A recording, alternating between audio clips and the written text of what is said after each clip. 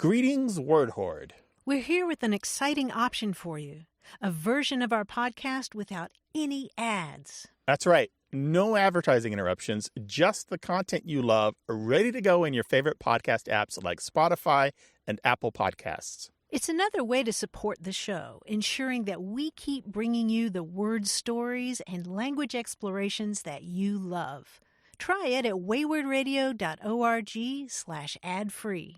And it's affordable. For just a small subscription fee, you can enjoy A Way with Words uninterrupted, except by us. Plus, it makes a great gift. Know somebody who loves language as much as you do?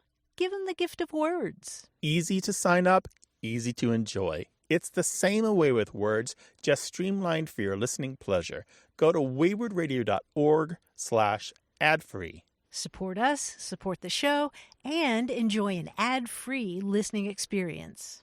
waywardradio.org/ad-free. Thank you.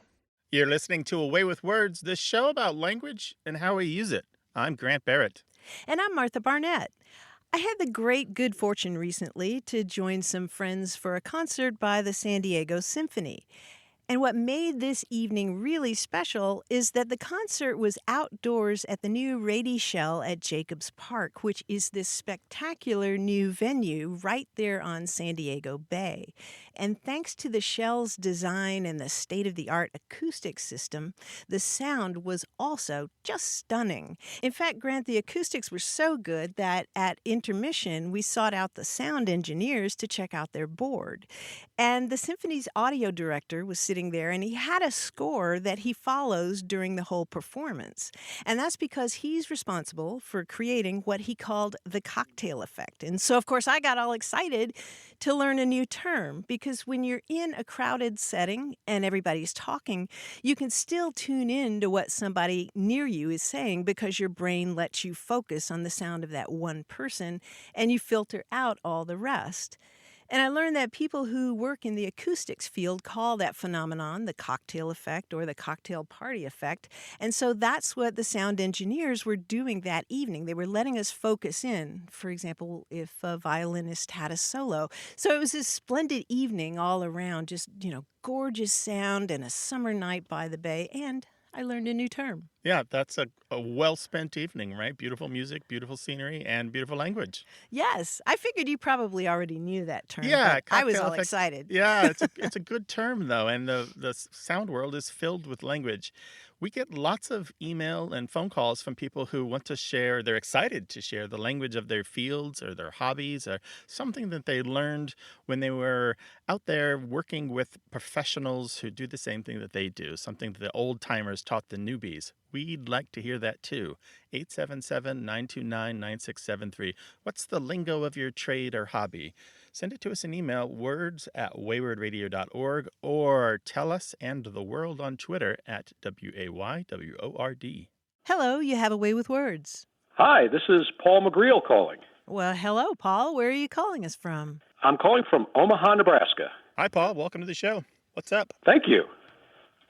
So, my son and I were watching the College World Series a little bit back, which is hosted here in Omaha.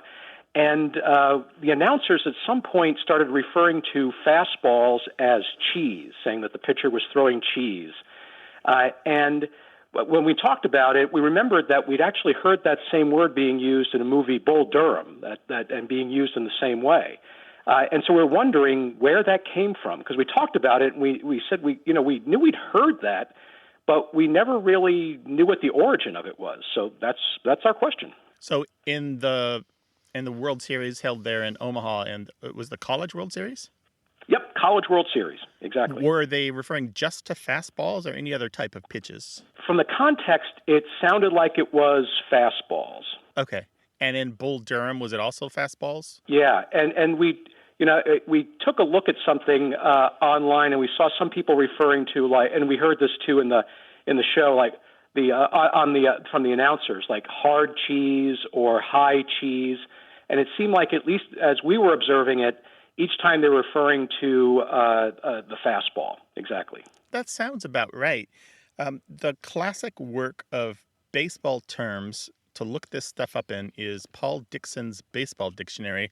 I had the good fortune to make small contributions to that book some years ago. And Paul has done a really good job of mustering a lot of resources to take these terms back as far as he can. And he's got this term in there, and he talks about it probably being related to the expression the big cheese, because there is a word that is Oh, roughly pronounced as cheese in Farsi, Urdu, and Hindi that roughly means, uh, how should I put this? A thing, item, thing. And then it migrated into British English as the best thing of its kind in the early 1800s. And that's how it stuck in English and kind of lay there as a slang term for a long time and showed up in a variety of different ways. And here we have it today as left over as the big cheese, and then in baseball as the cheese. As early as about 110 years ago, you can find it in sports columns in U.S. oh, newspapers wow. where they talk about it being the cheese. But what's interesting in the early uses, they often talk about it being pitchers not just throwing fastballs, but trying to like get away with something, like trying to pitch to the outside of the box because they know that a particular umpire is less likely to call a strike, or another umpire might call a strike for that same exact pitch. So it's Oh, not just fastballs, but fastballs with clever pitching. One quote I see from a 1923 newspaper is, "The cheese pitcher is the lad who is always working the corners and trying to kid the umps out of giving him the edge." It's really interesting. There's a little bit of gradual transition on that term. So that's what Paul Dixon believes, and I think Paul is right on this, that the cheese in baseball ultimately goes back through hundreds of years to this term borrowed from Farsi, Urdu, and Hindi, meaning thing, and it arrived in English as the big thing or the main thing, the best thing. oh, okay. And so Yeah. is it saying something about the pitcher themselves being big cheese or something like that for being able No, to throw it? well, I think what happened was it kind of became conflated with stuff, because stuff is used often in Ah, the same way, right? They talk about a pitcher's stuff. Although with right, stuff, it can be neutral or negative. He hasn't got the stuff. He's got the stuff. Or what's his stuff like, right?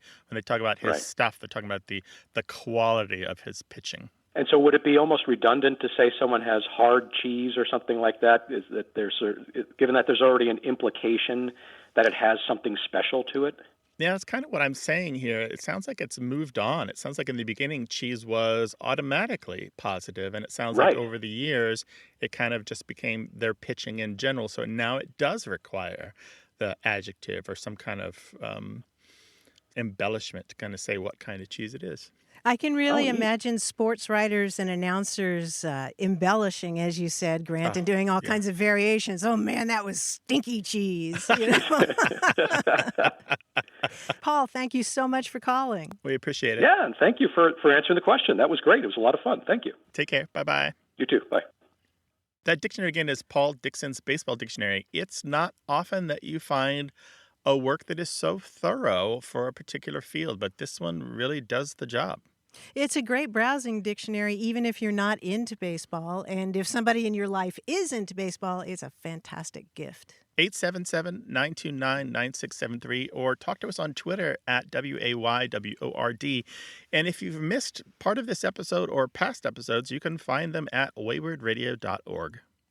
Hello, you have a way with words. Hi, this is Piper. I'm from Reno, Nevada, and I'm calling about a question for movie trailers. And why do you watch them before the movie? Because the camping trailer you tow behind the car. Yeah, that's a good question. So, So you're sitting in the movie wondering if you're watching everything backward. yeah, exactly. Yeah, like you don't push a trailer, you pull it. Mhm. Well, Piper, that is an excellent question. And a lot of adults have wondered that same thing because, as you said, a trailer goes behind a vehicle, right? So why would the movie trailer be up at the top of the show? Exactly. Well, there's some history behind that that's really interesting. Do you usually watch movies at home or do you go to a theater? Usually at home. Mm-hmm. Yeah, and it wasn't always like that. In the early 20th century, you didn't have HBO or Netflix or anything like that, and so you would have to actually go to the movie theater. And this was a big deal back in those days, Piper. I mean, you would go and you would watch, say, at least 2 films. You would pay your ticket and you could go in and you could see a double feature. So that would mean that they would see one movie, and then after the movie, there would be like a little preview of coming attractions, and then they would show the second movie.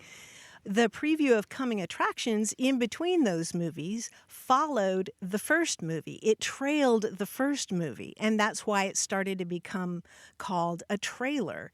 And then after people figured out that, wow, maybe we better put the preview of coming attractions at the beginning of the movie, then they started doing that because, maybe people left before the second movie. So they started putting it at the beginning of the first film, but they still called it a trailer. That name just hung on. It was like a little fossil or something, Yeah. One interesting thing is that the trailer name stuck for about 100 years. They switched from the end of the movie to the beginning very quickly after movies were invented. So by the 1920s, they were already moved mostly to the beginning of pictures and not exclusively at the end. But they were called trailers. So the name has kind of been weirdly inaccurate for a long time. Oh. So, Piper, what's the last good movie you saw? What do you recommend to us? I would say it's a really new movie called Luca. Luca, uh-huh. It's about this fish guy who goes onto land and then tries to win this huge race. Oh, okay. That's right. He's a big bicycling fan, right? Yeah. And his parents don't want him to go ashore because when he goes ashore, he turns human. He's no longer a fish. Yeah, exactly. We watched it. It was very good. Is this the one that happens in Italy? And there's a lot of pasta involved? Yeah. Mm-hmm. And there's a lot of Italian in the film, which is a good language thing. Cool. Well, Piper, thank you for that question and that recommendation. You're welcome, and thank you for letting me be on your show. Absolutely. Do you listen every week? Yes, I do. Excellent. Well, call us again sometime. Take care. Okay. All right. You too. Take care. Bye-bye. All right. Bye-bye. Bye. We love questions from listeners of all ages, so call us with yours, 877-929-9673, or send it to us in email. The address is words@waywardradio.org, and if you just can't wait, hit us up on Twitter. We're at Wayward.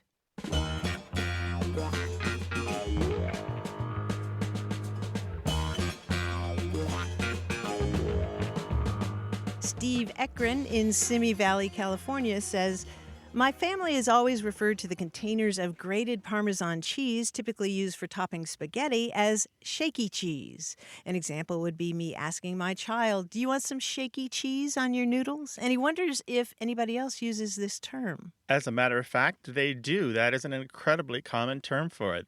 And I think we've talked about this on the show, and I mentioned that my family uses scrapey cheese to talk about the block of Parmesan Reggiano that you scrape over your pasta. And other families apparently do the same thing that we do. So there's shaky cheese and scrapey cheese, and these are fairly commonly coined individually by families all across the English-speaking world. Share your family words with us, words@waywardradio.org, or find us on Twitter @Wayward.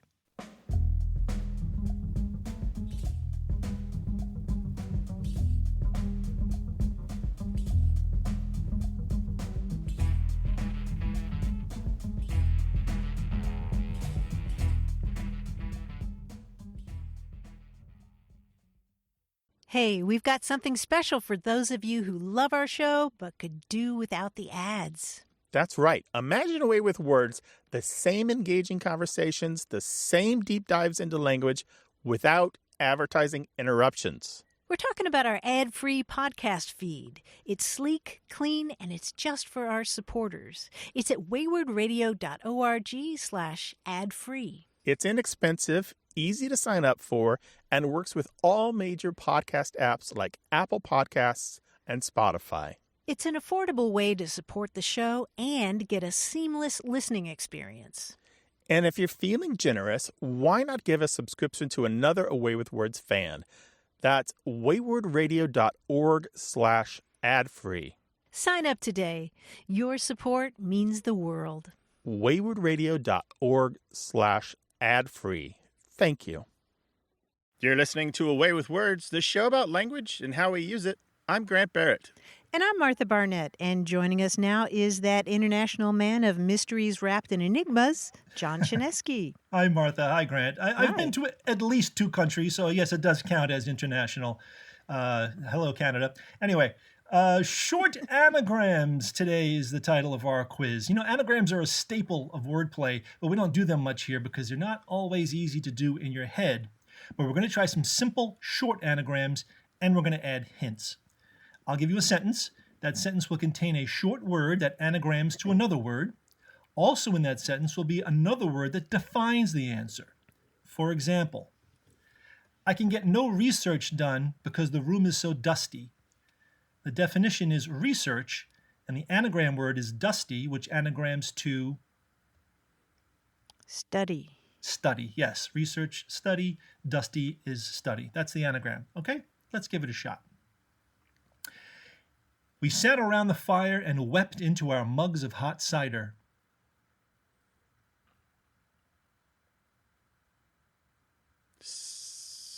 Not smug. Hot cider. Sounds like cider is the key word. Yeah, here. Yeah. It's got to be something probably Yeah. ends in an S. And is Like it a synonym reside. for wept? Yes. No, I think it's Like Oh, cried? is it? Yes, cried is the anagram of cider, and the definition is the word wept. Nicely done. Yeah. This summer, I want to sample the grits in every southern state. This taste and sample. Yes, exactly. State, Oh, Taste. state good. anagrams to taste, and it's a That's synonym right. for sample. Nicely done. A dark, hairy thing crept out of the closet. Oh, night. Thing anagrams to night, which is Yes. Oh, dark. good one. For dark, yes, that was the tricky part. Was the definition. Here we go. I'm going to toss this poem because it's not worth my time. You're not going to emit it. No, And we're that's- not anagramming this. No, Are you moping? no, not No. anagramming poem either.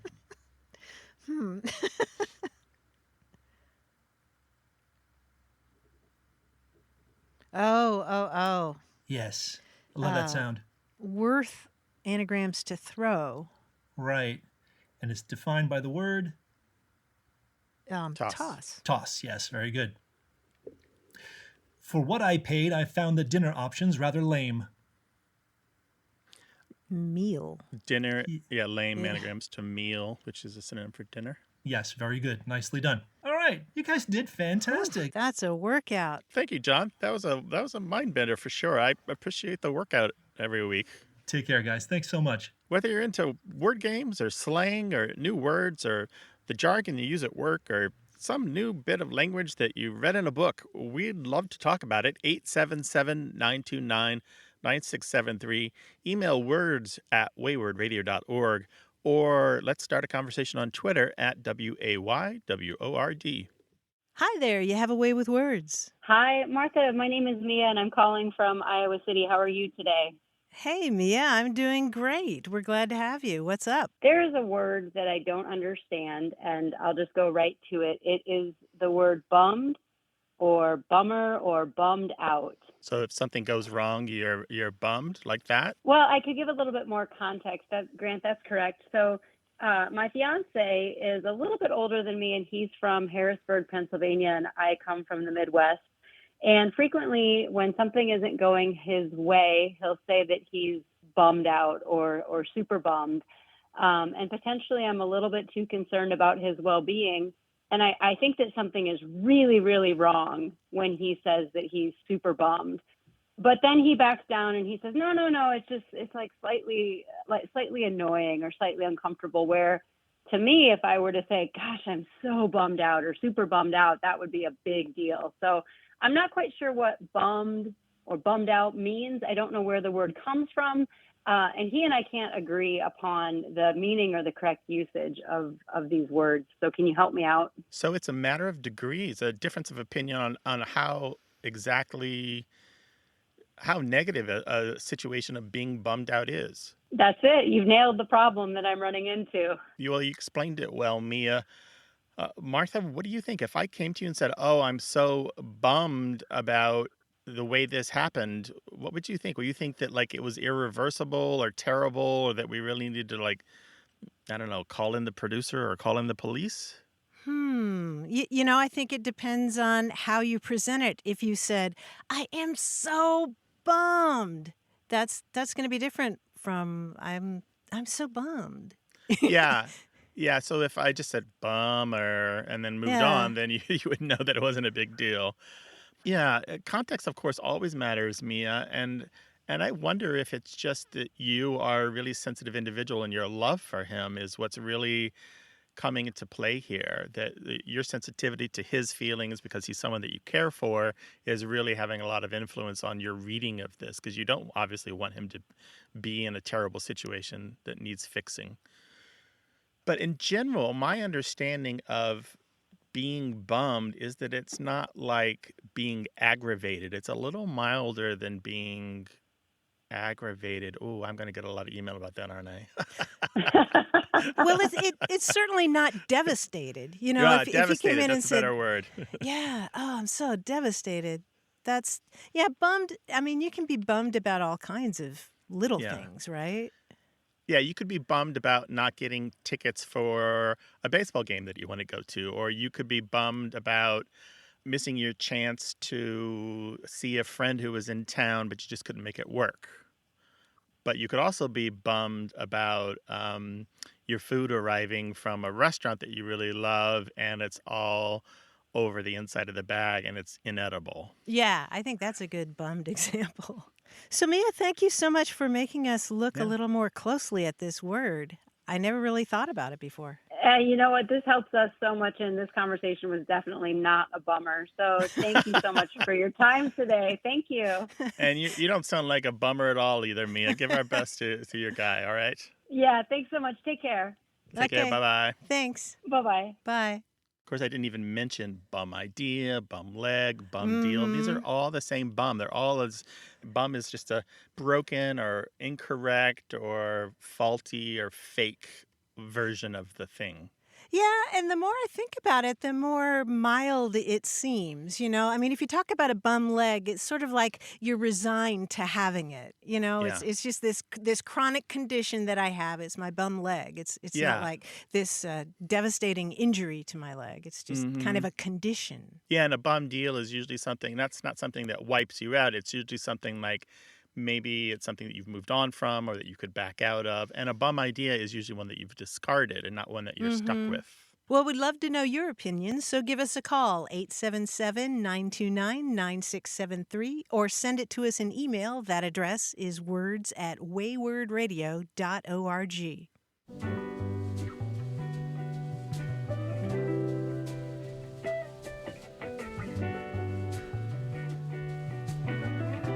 Here's a handy word that I didn't know until the other day, fastuous, Fastuous, fastuous. Fast. It's not related to the word fast, is it? Meaning speedy? No, it's related to the Latin word fastuosus.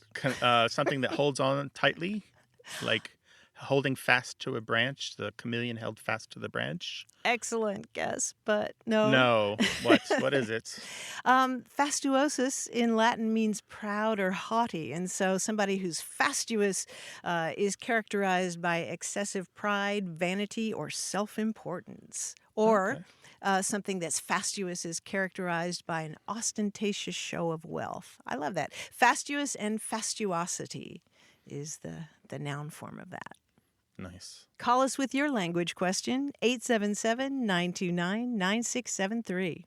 Hello, you have a way with words. Hi, this is Robert Elder calling from Oak Park, Illinois. Hi, Robert. Welcome to the show. So I was wondering, when I was in college at the University of Oregon, a Brazilian friend of mine told me about a phrase that I've never forgotten. And in essence, it's what men would say when they saw a woman who was so beautiful they thought that they didn't stand a chance with her. And I've lost the original Portuguese, but the translation is, "She is too much sand for my little truck." and this is a more memorable version of "She's out of my league," but it made me think, are there other variations of this kind of expression in other languages? Do you know the Portuguese? So it's "She is too much sand for my little truck." Do you know the Yeah, Portuguese version? I lost it. And actually years ago, I asked Mark Sandman, who was a lead singer for the band Morphine, what it was, because he was a cab driver in Brazil, but I've since even lost that. So I'm hoping you guys know what it is. And again, if there are other variations. It's such a sad phrase, isn't it? She's too much sand for my little truck. It is, but it's far more descriptive than "she's out of my league," Right, Yeah. right. Yeah. And in Brazilian Portuguese, it's something like, ela é muita areia pro meu caminhãozinho.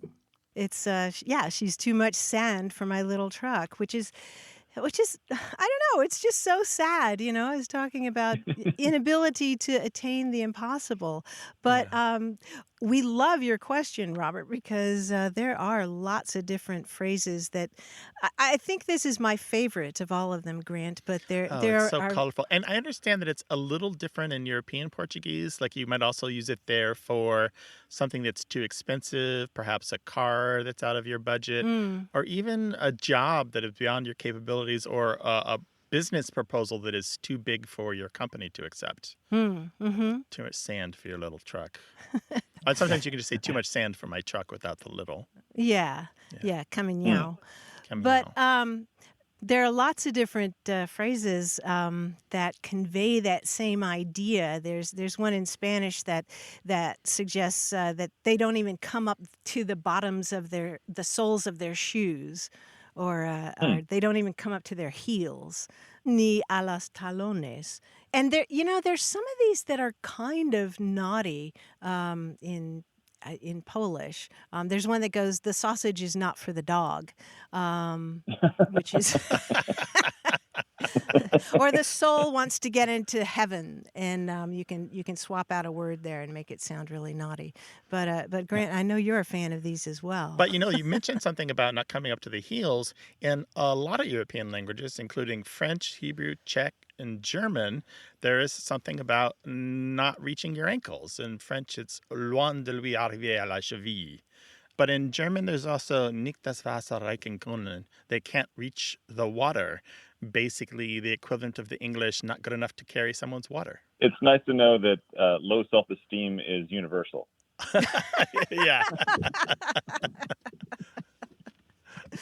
Yeah, but I do think of all of these, the Brazilian one is my favorite. I had never heard other variations before, and it's such a specific thing. It's not just low self-esteem. It's that you don't have a chance.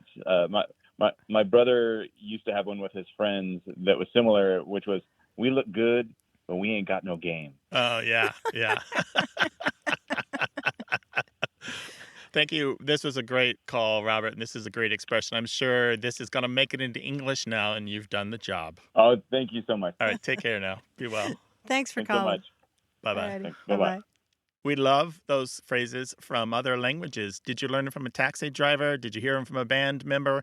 Was it something you learned when you were traveling or you grew up with? 877-929-9673. Or tell those phrases that speak to your heart in other languages to us in email, words@waywardradio.org. Hello there. You have a way with words. Good morning. This is Gail Roberts. I'm calling from Potrero, way down south, down near the border. San Diego County. Well, welcome to the show, Gail. Yes. What can we do for you? Well, I'm aware that language sort of changes and adapts from time to time. But what I have been noticing recently is we seem to be losing the past tense of verbs. The most common one I hear is "I could have went" instead of "gone." The people are saying "went," and I hear that quite a lot. There's another one where I saw this was written in a novel where it said about a ship had sunken instead of sank. And then another one was I was sat instead of seated. And then another, it's not quite the same, but another one where I've heard several people say this, I was drugged instead of dragged. He was drugged across the car park instead of dragged. And I'm wondering what this is about, what's happening. Oh, that's a very full, rich question with lots of possibilities. There's so much to say because each of those is its own special circumstance. We have talked, for example, about the I was sat or I was sitting on the show before, and that is a change that is currently underway in British English, where saying I was sat is now becoming more of the norm instead of saying I was sitting or I was seated. Okay. What was the first one you said? I have went. Yeah, Yes, that one. people could have went, or instead of saying I could have gone or I would have gone. Yeah, that one rings as false to most native speakers' ears, except that you will often hear it. I don't have a lot of data on that, but I know that some linguists are tracking that, and we're looking to see if that's undergoing a transformation. But what we do generally see is that there are a lot of verbs in English. If there's a past participle form that is non-standard, sometimes it also shows up in the past form. What's a really good example? We have shook and shaken. I was shook or I was shaken. Which one sounds more correct to you if I was talking about something that happened yesterday? I would say I was shaken. I was shaken. Yet to the modern ear, a lot of people would say that they can be either one. I was shook or I was shaken, that either one of these can serve the purpose. So what we're seeing is a kind of a collision or a condensation or a collapsing of the past tense and the past participle. What you've noticed, Gail, because you're an observer of language, an observant observer of language, is an ongoing change that's been going for centuries in English. And we're in the middle of it. And we don't know where it's going to end up, but we will know in 300 or 400 years. So stay tuned. Oh, it's a long time for me to hang around. We may see that those past tense forms and those past participle forms ultimately become the same. It does look like that's where we're headed. And this kind of simplification has happened in English before. There are a few cases where sneaked and snuck, for example, where we get new past participle forms.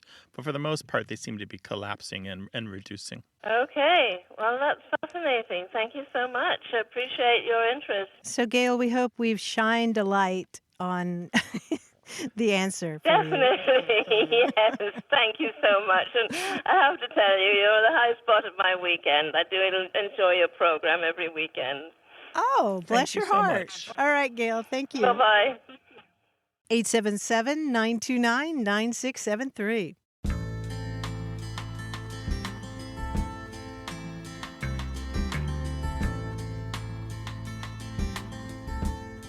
In German, if somebody asks you how you are and you're feeling great, you can say alles in Butter, which means everything is in butter. It means you're feeling terrific. And the idea is supposedly that back in the old days, German restaurant owners would advertise that their kitchen only used the most expensive type of fat, which was butter. So alles in Butter. Alles in Butter. Everything is in butter. Oh, dankeschön. That's very nice, Martha. Bitte. 877-929-9673. Email words@waywardradio.org. More about what we say and why we say it. Stick around for more.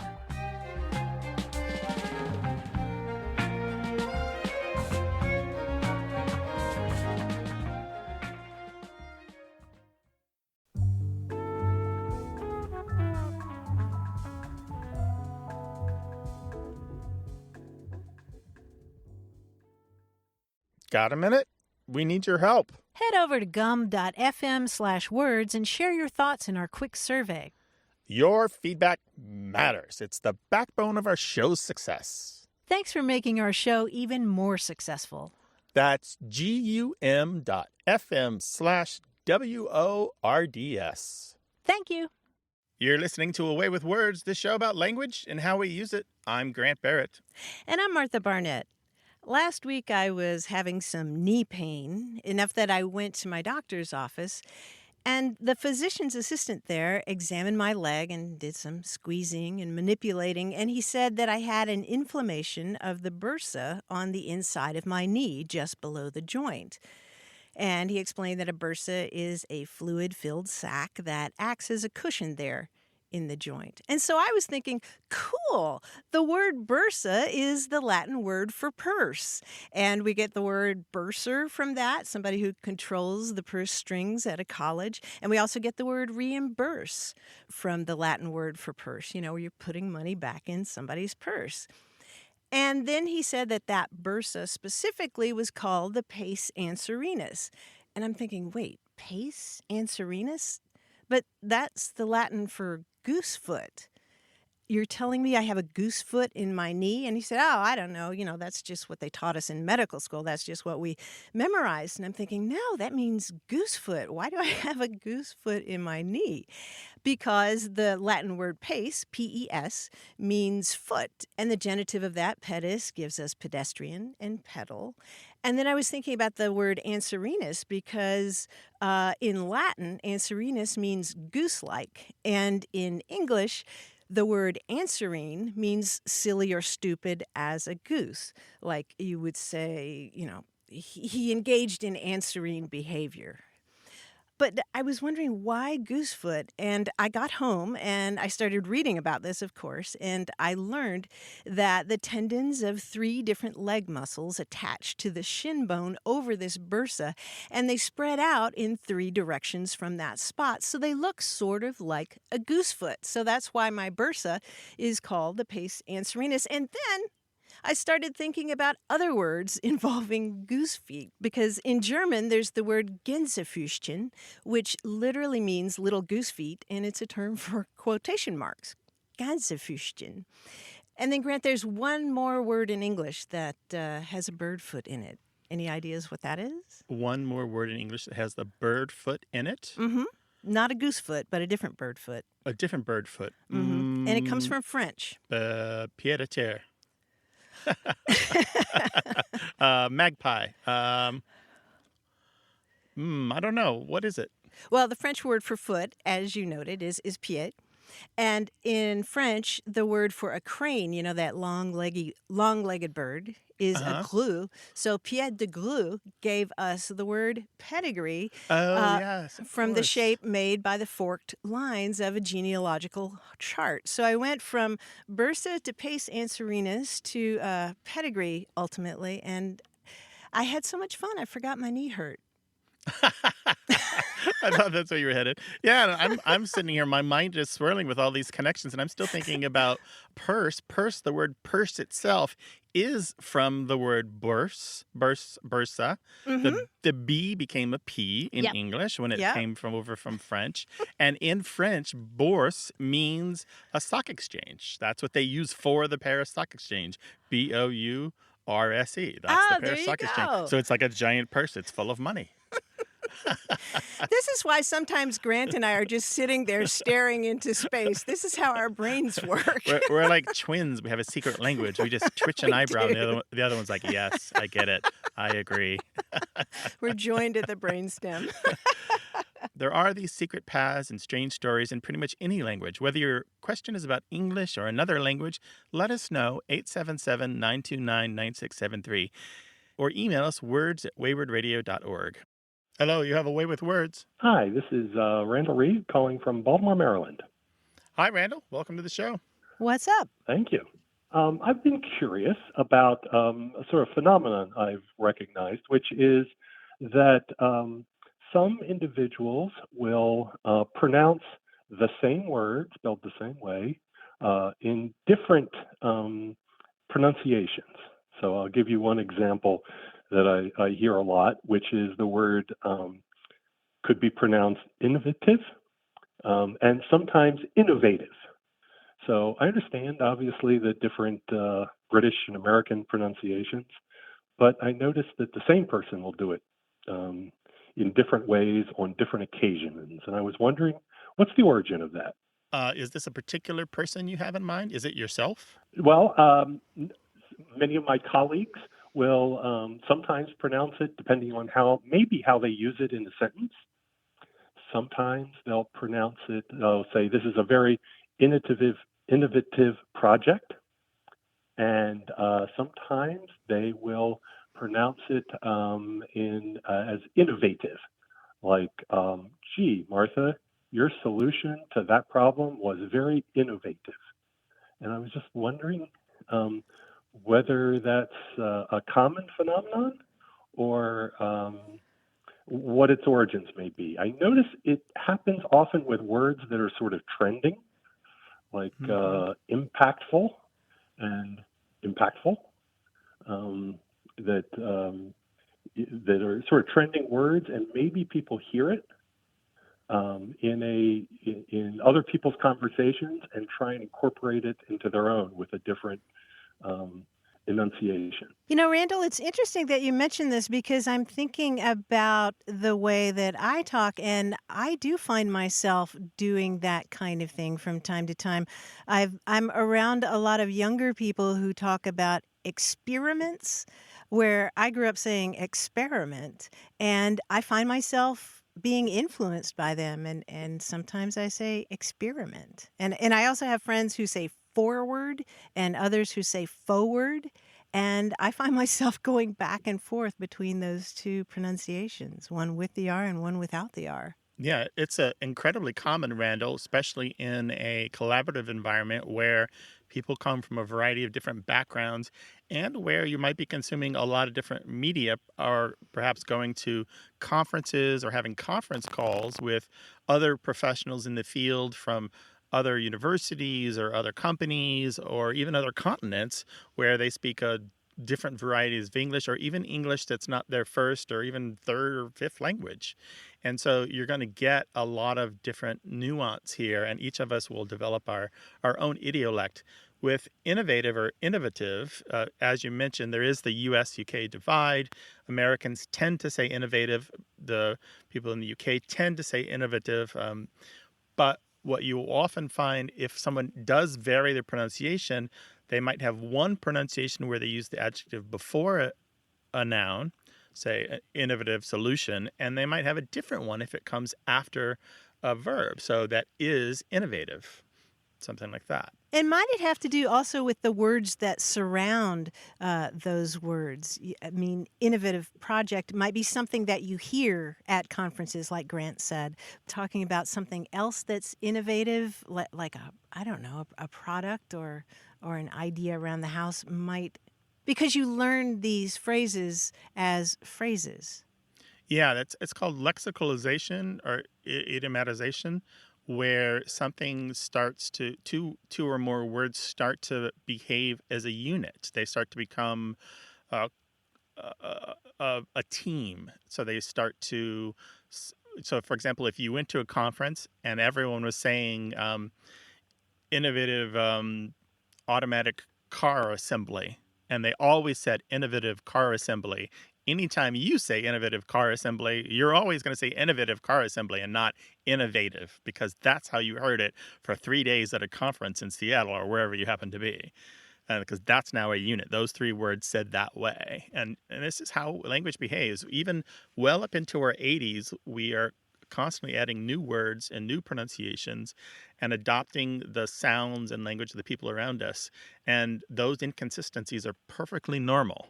And even a single word can have two or more pronunciations depending on our environment, who we're with, one pronunciation at home, one pronunciation at work, formal, informal, whether it's a adjective before a noun or adjective after a verb, and so forth. This all makes perfect sense. I'm actually a university professor, so many of the occasions I'm thinking of and my colleagues, sometimes they're British and sometimes a whole mix of people from all over the country. And you'll often hear individuals who are struggling to remember what is the pronunciation they should use in that particular scenario.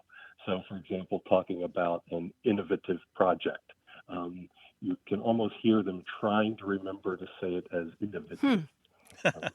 That's very good. Try to pay attention to the content and give them a break on their pronunciation, and do the same for yourself. Randall, and I say this to everyone else too, give yourself a break when something doesn't come out right, and you'll feel a lot better when you give a presentation. That's absolutely helpful. Yes, I'll go back to my innovative. All right, take care now. Sounds well. good. Okay, thank you. Thanks, Bye-bye. Randall. What's been on your mind, but you've been a little embarrassed to ask? Well, our phone line is open, 877-929-9673, or tell us the embarrassing details. They're probably not as bad as you think.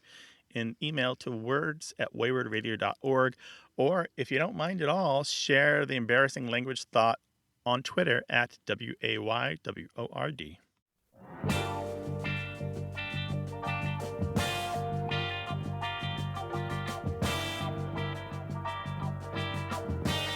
A while back, we were discussing bedroom furniture and how, taken together, that furniture can be called either a bedroom suite or a bedroom suit. You remember that conversation, Grant? Right, and that surprised a lot of people because they'd only ever heard suite and they thought suit was automatically wrong.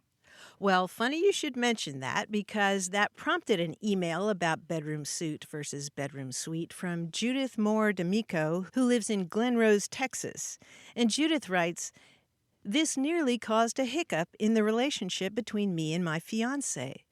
I called him and told him I had found a really good deal on a bedroom suit for only $600. There was a long silence, followed by a rather timid, "Was that a good deal?" The poor man was from Pittsburgh, PA, and thought I was not only spending $600 on a nightgown, but also thought that was a good deal. Well, he wasn't sure. Poor guy, what am I getting into? The Bedroom $600 $600 bedroom suit better come with champagne and strawberries. And a And masseuse. rose petals. Yeah. And a hotel room in Hawaii. Call us about your family misunderstandings, 877-929-9673, or send them an email. The address is words@waywardradio.org. Hello, you have a way with words. Hi there. I'm Charlie Lutz from Lexington, Kentucky. Hey, Charlie, welcome to the show. What's up? Well, Grant, I'm an old guy, but I'm also a newlywed. And my wonderful, amazing wife, who is from Eastern Kentucky, used an expression that was entirely new to me. So I'm now 68 years old, so I've been around a while, but I hadn't heard this one. As her way of saying that something is no longer her responsibility, such as when she retired, all that work stuff was no longer her responsibility. Her phrase was, "Not my circus, not my monkeys," which I thought was it delighted me anyway. And Charlie, what exactly did she mean by that? Not She my meant, circus, not my monkeys.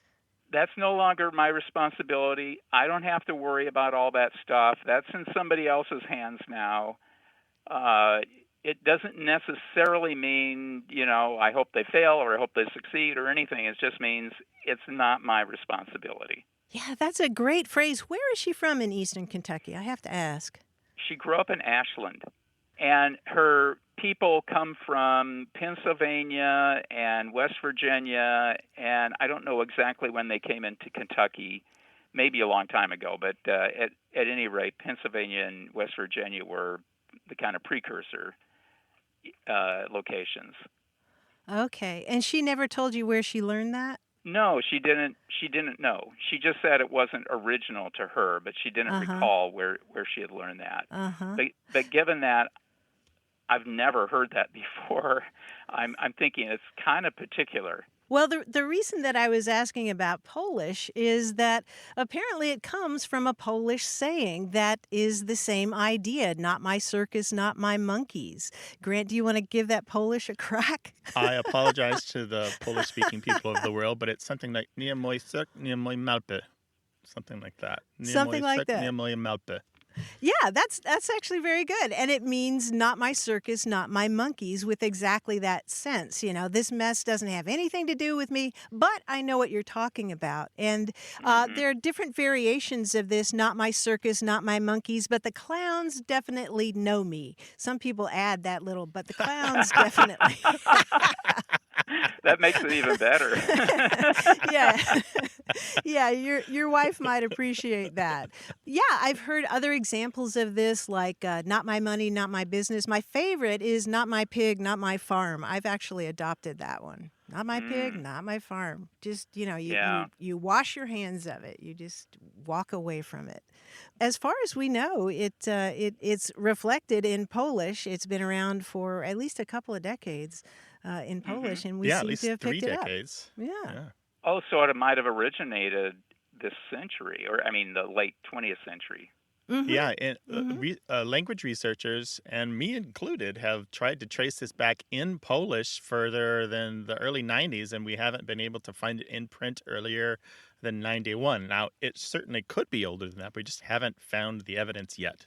Cool. And it's what linguists call a calque. It's a borrowing that's a word by word translation of the exact Polish. Not my circus, not my monkeys. And then something happened in 2014, Martha. Suddenly, the whole internet was alive with people passing this phrase around.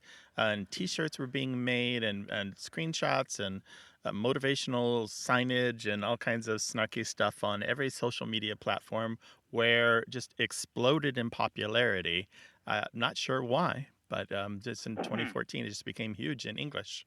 So, Charlie, that could be a good gift for your new wife, a T-shirt or a mug with that on it. You can find them on the internet. Okay, and the last part is, but I know the clowns? Yeah, not my circus, not my monkeys, but the clowns definitely know me. Oh, the clowns know me. Okay, the clowns know me. Interesting. Well, in my opinion, that makes it even better. Yeah, try that one out on her. Charlie, thank you so much for calling. Take care now. Yeah, fun to talk to you. Bye-bye. Yeah, Bye. best to your wife. Well, do you have a variation on not my circus, not my monkeys? Or maybe you have another phrase you're curious about. Give us a call, 877-929-9673, or send it to us in email. That address is words@waywordradio.org.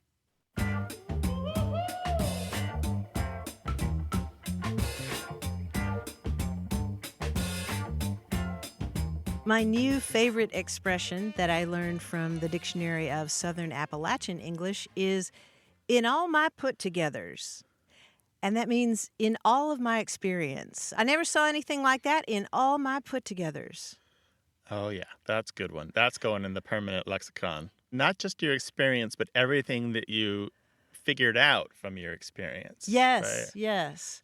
Yes, in all my put-togethers. 877-929-9673. Thanks to senior producer Stephanie Levine, editor Tim Felton, and production assistant Rachel Elizabeth Weisler. You can send us messages, subscribe to the podcast and newsletter, and catch up on hundreds of past episodes at waywordradio.org. Our toll-free line is always open in the U.S. and Canada, 877-929-9673, or email us words@waywordradio.org. A Way with Words is an independent production of Wayward, Inc., a nonprofit supported by listeners and organizations who are changing the way the world talks about language. Many thanks to Wayward board member and our friend Bruce Rogo for his help and expertise. Thanks for listening. I'm Grant Barrett. And I'm Martha Barnett. Until next time, goodbye. Bye-bye. Hey, listeners, we have a favor to ask. We'd love for you to fill out our listener survey at gum.fm/words. Your feedback is crucial. It's quick, and it helps us make our show even better. It shapes our show, helps us plan, and ensures we're bringing you the content you love. That's gum.fm/WORDS. Thanks for being a part of what we do. Thank you.